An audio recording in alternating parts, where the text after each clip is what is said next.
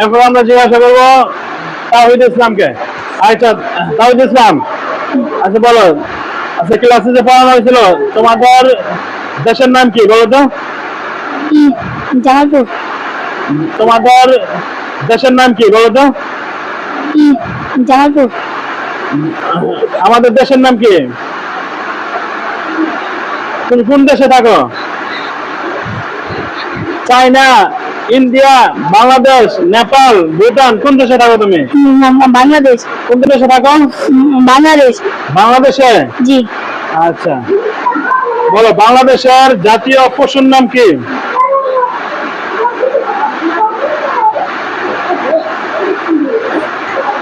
বলো বলো বলো, বাংলাদেশের জাতীয় পশুর নাম কি? Royal tiger.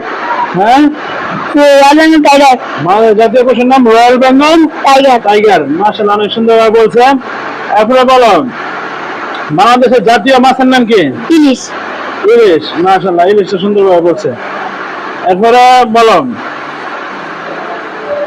বাংলাদেশের জাতীয় মসজিদের নাম কি?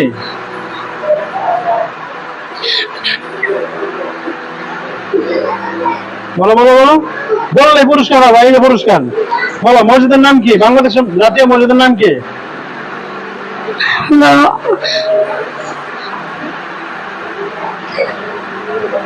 বলো বলো,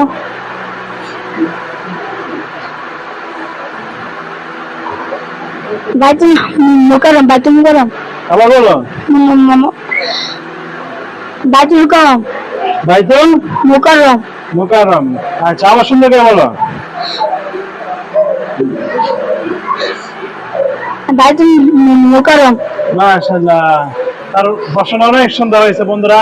আর প্রশ্নের উত্তরগুলো যদি আপনাদের কাছে ভালো লাগে এবং প্রশ্নের উত্তরগুলো যদি সঠিক হয়ে থাকে তাহলে ভিডিওটি বেশি বেশি শেয়ার করবেন আর আমাদেরকে সাপোর্ট করবেন। সকলে ভালো থাকবেন। আসসালামু আলাইকুম ওয়া রাহমাতুল্লাহি ওয়া বারাকাতুহু।